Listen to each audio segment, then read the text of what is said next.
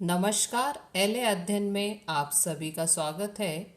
आज हम पाठ 4 आदर्श बदला, जो पाठ का नाम है। सर्वप्रथम बच्चों, हम लेखक का परिचय, उनकी प्रमुख कृतियाँ, विधा परिचय और पाठ परिचय पढ़ेंगे। फिर उसके बाद जो है वो हम पाठ की जो शुरुआत है उसकी एक एक पंक्तियों के साथ स्पष्टीकरण देते हुए मैं पाठ को समाप्त करूंगी। आज जो है वो हम पृष्ठ क्रमांक 16 और 17 का स्पष्टीकरण पढ़ेंगे, जो आपके समक्ष इस प्रकार है। सर्वप्रथम बच्चों, हम आज अभी जो है वो लेखक का परिचय। सुदर्शन जी का जन्म 29 मई 1895 को सियालकोट में हुआ। आपका वास्तविक नाम बद्रीनाथ है। आपने प्रेमचंद की लेखन परंपरा को आगे बढ़ाया है। साहित्य को लेकर आपका दृष्टिकोण सुधारवादी रहा। आपकी रचनाएं आदर्शोन्मुख यथार्थवाद को रेखांकित करती है। साहित्य सृजन के अतिरिक्त आपने हिंदी फिल्मों की पटकथाएं और गीत भी लिखे हैं। हार की जीत आपकी प्रथम कहानी है और हिंदी साहित्य में विशिष्ट स्थान रखती है। आपकी कहानियों की भाषा सरल, पात्रानुकूल तथा प्रभावोत्पादक है। आपकी कहानियाँ घटना प्रधान है। रचनाओं में प्रयुक्त मुहावरे आपकी साहित्यिक भाषा को जीवंतता और कथ्य को प्रखरता प्रदान करते हैं। आपका निधन 9 मार्च 1967 में हुआ।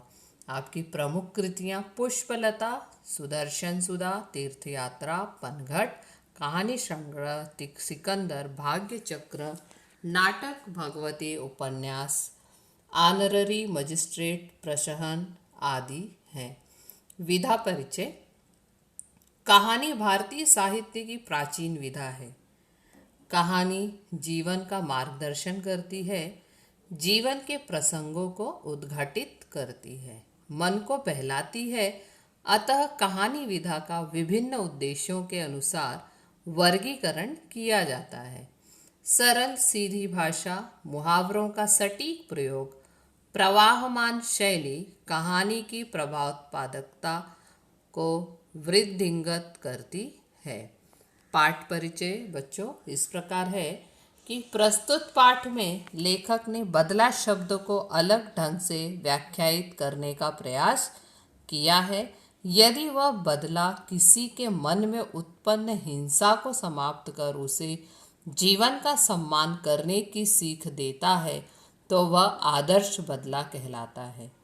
बचपन में बैजू अपने पिता को भजन गाने के कारण तानसेन की क्रूरता का शिकार होता है, परंतु वही बैजू तानसेन को संगीत प्रतियोगिता में पराजित कर उसे जीवन दान देता है और संगीत का सच्चा साधक सिद्ध होता है। कलाकार को अपनी कला पर अहंकार नहीं करना चाहिए। कला का सम्मान करना कलाकार का परम कर्तव्य होता है। अब इस पाठ में बच्चों इसका संक्षिप्त जानकारी मैं आपको पहले बता दूं। कहानी को पढ़ने के पहले उनके पात्रों को जान लेना बहुत आवश्यक है।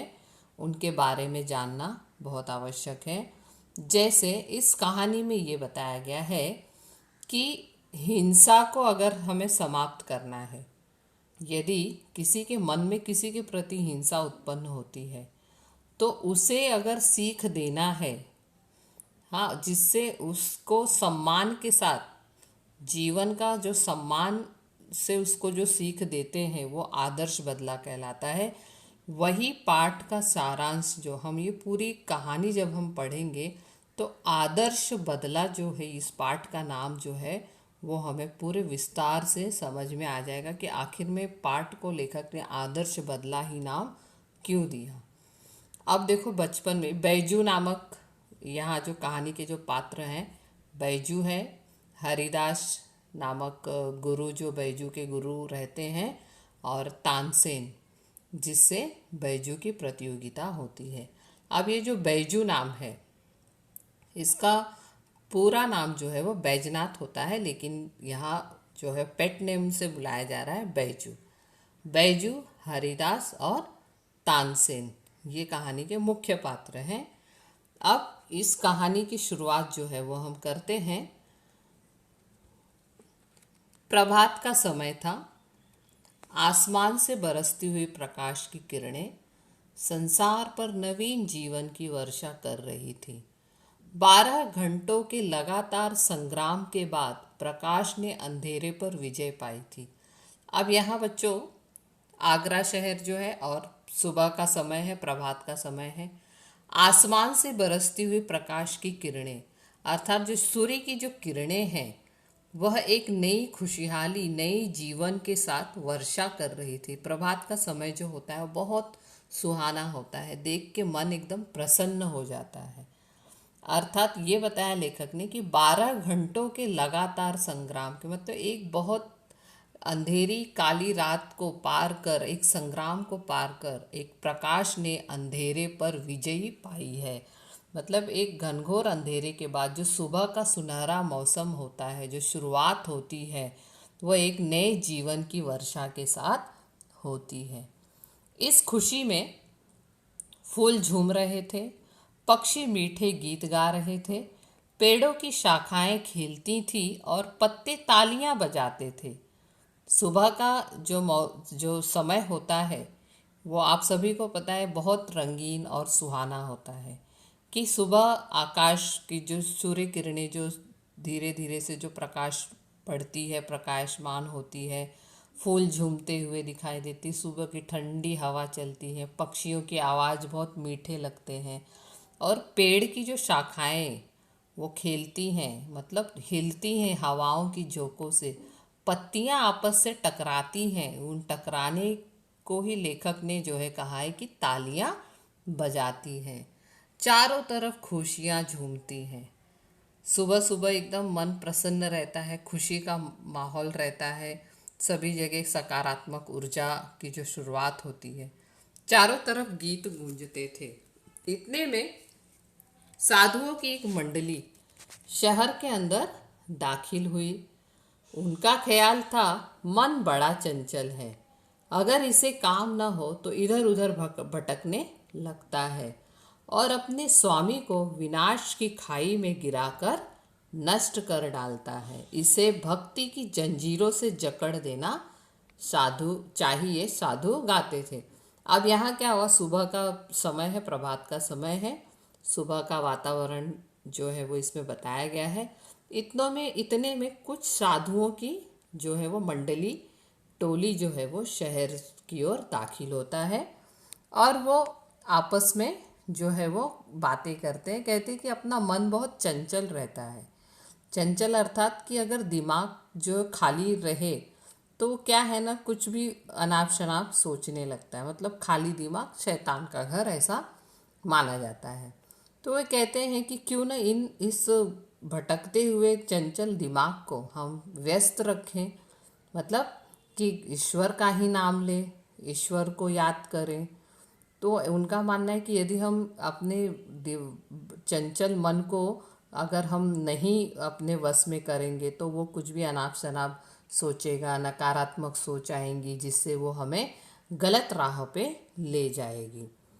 तो वो कहते हैं कि चलो क्यों ना हम इसे भक्ति की जंजीरों में जकड़ लेते हैं। तो ईश्वर को याद करते हैं। तो सुमर सुमर भगवान को, मूरख मत खाली छोड़ इस मन को। सुमर मतलब याद करना, भगवान को याद करो और इस मन को खाली मत छोड़ो। वो अपना गीत गुनगुना रहे हैं। जब संसार को त्याग चुके थे उन्हें सुर ताल की क्या परवाह थी।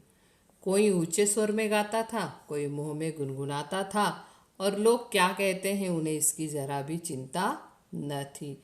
जैसे कि हम जानते हैं कि जो साधु संत होते हैं उन्हें किसी से कुछ मतलब नहीं होता है, वो अपनी ही धुन में रहते हैं।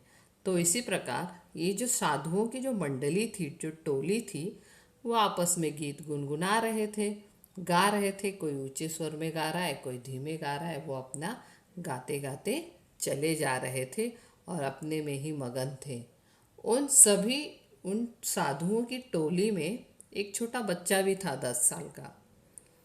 अब ये अपने राग में मगन थे कि सिपाहियों ने आकर घेर लिया और हथकड़ियाँ लगाकर अकबर बादशाह के दरबार ले चले। अब उन साधुओं को बेचारों को क्या पता था कि वो जिस नगर में प्रवेश किए हैं, आगरा शहर में, वहाँ तानसेन की तानाशाही या राज्य चलती है। उन्हें ये नहीं पता था कि वहाँ अगर उनके अलावा कोई दूसरा गीत गाता है तो उसके साथ उन्हें प्रतियोगिता करना पड़ता है, या फिर उसके अगर वो प्रतियोगिता में नहीं जीत पाता है तो उसे मौत की सज़ा होती है। ये सभी से वो वंचित थे। उन्हें कुछ पता नहीं था। वो तो अपनी गीत में स्वर में गुनगुनाए जा रहे थे। अब जैसे उन वहाँ दरबार में पता चला, सिपाहियों की टोली आके उसे उठाकर अकबर बादशाह के यहाँ चले गए। अब उन लोगों को कारावास हो गया, हथकड़ियाँ पहना दी। अब यहाँ क्या होता है, यह वह समय था जब भारत में अकबर की तूती बोलती थी। तूती मतलब उनका ही राज चलता था। और उसके मशहूर रागी तानसेन ने यह कानून बनवा दिया था कि जो आदमी राग विद्या में उसकी बराबरी न कर सके वह आगरे की सीमा में गीत न गाए, और जो गाए उसे मौत की सज़ा दी जाए। बेचारे बनवासी साधुओं को पता नहीं था, परंतु अज्ञान भी अपराध है। मुकदमा दरबार में पेश हुआ। तानसेन ने राग विद्या के कुछ प्रश्न किए। साधु उत्तर में मुंह ताकने लगे। अकबर के होंठ हिले और सभी साधु तानसेन की दया पर छोड़ दिए गए। अब ये क्या हुआ यहाँ, अकबर उस समय भारत में जो है वो अकबर की अकबर का ही राज चलता था, उनका ही बोलते थे ना अधिकार रहता था वहाँ पे। तो उनके दरबार में एक तानसेन नाम के जो संगीतकार थे, राग विद्या के एकदम पारंगत थे, उन्होंने अपने बराबरी के लिए, मतलब आगरे सीमा में उनका ये मानना था कि और भी कोई गीत नहीं गाएगा, और जो गाएगा भी तो उसे मौत की सज़ा दी जाएगी। अब इन साधुओं बेचारे बनवासियों को कुछ पता नहीं था, वो तो अज्ञान थे ये सब से। अब उनके सामने मुकदमा रखा गया।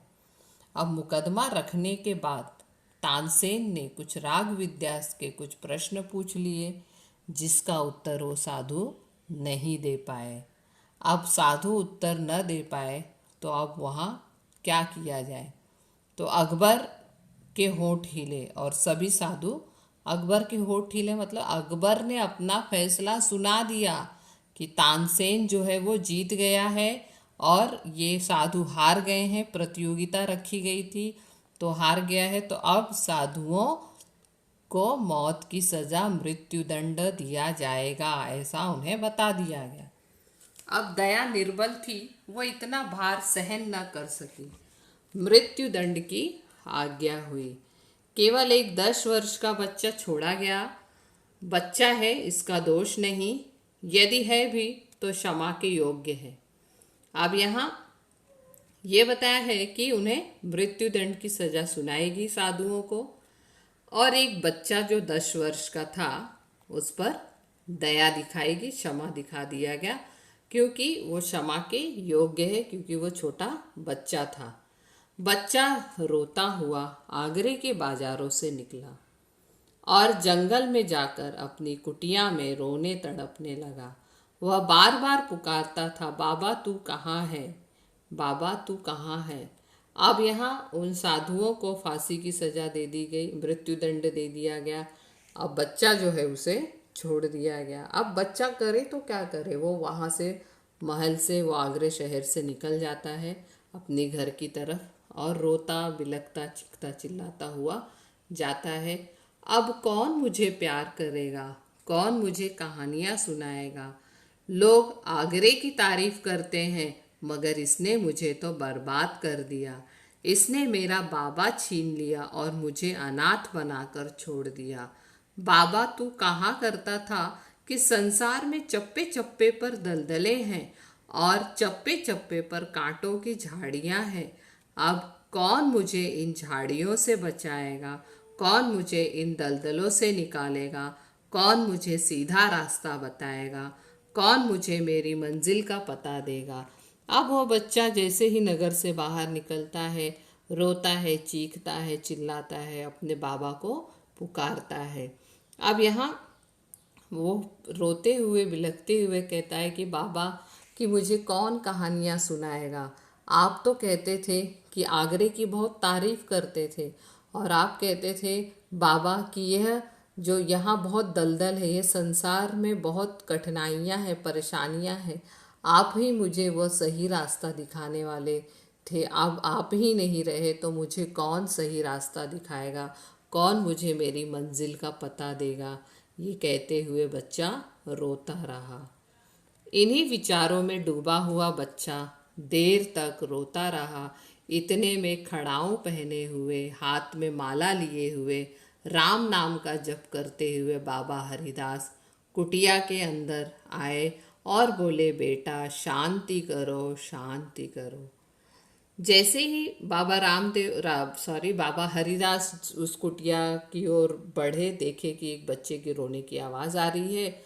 इन्हीं विचारों में डूबा हुआ वह बच्चा रोता हुआ उन्हें रो रहा था। इतने में खड़ाऊ पहने हुए जो बाबा हरिदास जो है वो उस कुटिया में आ जाते हैं और कहते हैं कि बच्चा शांति करो, शांति करो।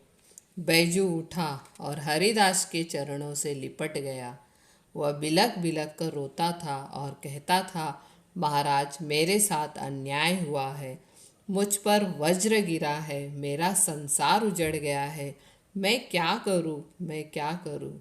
बैजू जो है वो उठता है, रोने लगता है, चीखने चिल्लाने लगता है और हरिदास के चरणों में गिर जाता है, लिपट जाता है और कहता है कि मैं क्या करूं, मेरी तो दुनिया ही उजड़ गई।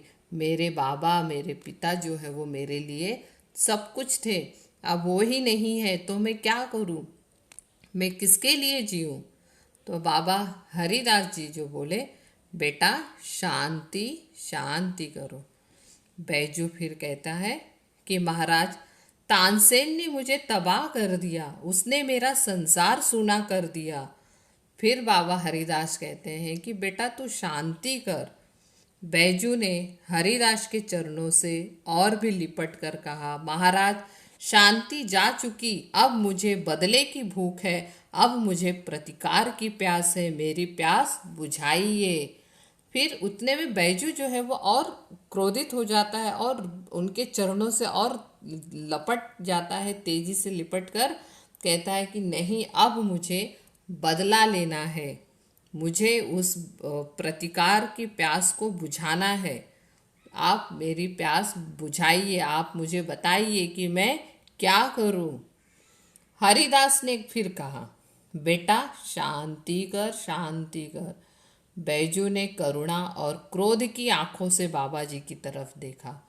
उन आंखों में आंसू थे और आहें थी और आग थी। जो काम जबान न कर सकी उसे आंखें कर देती हैं, और जो काम आंखें भी नहीं कर सकती थी उसे आंखों के आंसू कर देते हैं।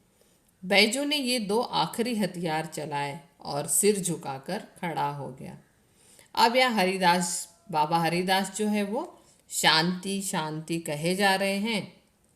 अब बैजू जो है वो क्रोध तो आ रहा है, लेकिन वो क्या करे, दिखा नहीं सकता। लेकिन उसके आंखों और आंसुओं ने वो काम कर दिखाया। उसकी आंखें एकदम क्रोध से जो है वो देखने लगे और आंसू बहे जा रहे थे। इन सभी की जो क्रियाएं थी वो हरिदास जी वो देख लेते हैं और वो समझ जाते हैं कि बैजू जो है वो काफ़ी क्रोध में है, अब उसे कुछ कहना ठीक नहीं रहेगा। और वहीं पे सिर झुकाए जो है वो बैजू खड़ा रहता है। फिर हरिदास जी जो है वो फिर कहते हैं कि धीरज की दीवार आंसुओं की बौछार न सह सके, मतलब उन्हें दया आ गई। हरिदास जी जो है वो कह मतलब ये सब न सह सके। फिर कांप कर हरिदास की धीरज की दीवार हरिदास के धीरज की दीवार और आंसुओं की बौछार न सह सकी और कांप कर गिर गई। उन्होंने बैजू को उठाकर गले से लगाया और कहा, मैं तुझे वह हथियार दूंगा, तुझसे तू अपने पिता की मौत का बदला ले सकेगा। बैजू जो है वो कांपते हुए वो गिर जाता है। हरिदास उठा लेते हैं और कहते हैं कि बेटा तू डर मत, मैं तुझे उस मौत के बदला लेने के लिए मैं तुझे बताऊंगा कि कैसे आपको क्या करना है, जिससे तू अपने पिता की मौत का बदला ले सकेगा। वो हथियार मैं तुझे दूंगा।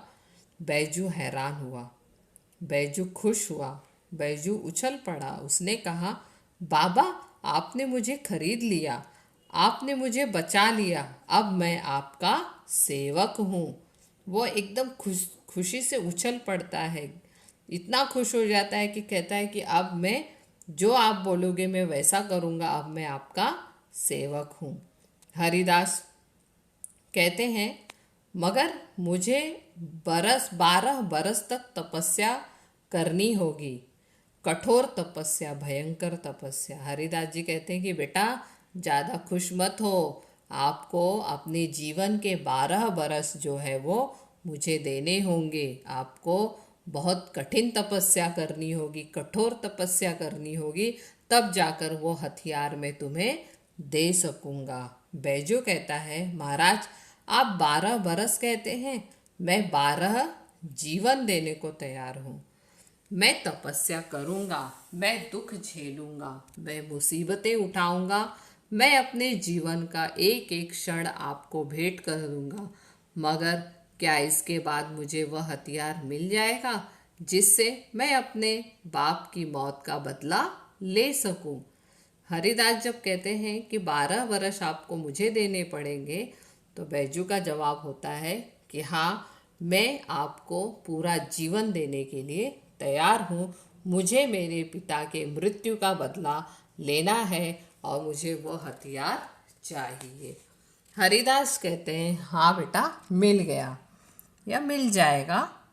बैजू, तो मैं आज से आपका दास हूँ, आप आज्ञा दें, मैं आपकी हर आज्ञा का सिर और सिर के साथ दिल झुकाकर पालन करूँगा।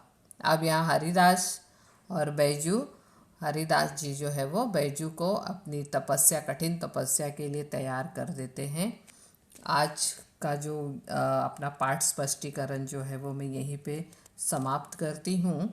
इस परिच्छेद से जुड़े हुए कुछ शब्दार्थ हैं: प्रभात, सवेरा, नवीन, नया, चंचल, शरारती, तूती, प्रभावशाली, निर्बल, कठोर, सुमर यानी स्मरण करना, ईश्वर का नाम लेना। स्वाध्याय हेतु, आकलन हेतु आपके जो प्रश्न हैं वहाँ उत्तर भी दिया है। कृति पूर्ण कीजिए। साधुओं की एक स्वाभाविक विशेषता है उत्तर भक्ति। आगरा शहर का प्रभात कालीन वातावरण। उत्तर इस प्रकार है बच्चों: खुशी में फूल झूम रहे थे, पक्षी मीठे गीत गा रहे थे, पेड़ों की शाखाएं खेलती थीं, पत्ते तालियां बजाते थे, चारों तरफ खुशियां झूमती थी, चारों तरफ गीत गूंजते थे। ये स्वाध्याय हेतु प्रश्न जो है, प्रश्न उत्तर 7 आपको दिखा इस आपके स्क्रीन पर है। आज जो है वो यहीं पे अपने पाठ स्पष्टीकरण को समाप्त करते हुए मैं आपसे धन्यवाद लेती हूँ। धन्यवाद।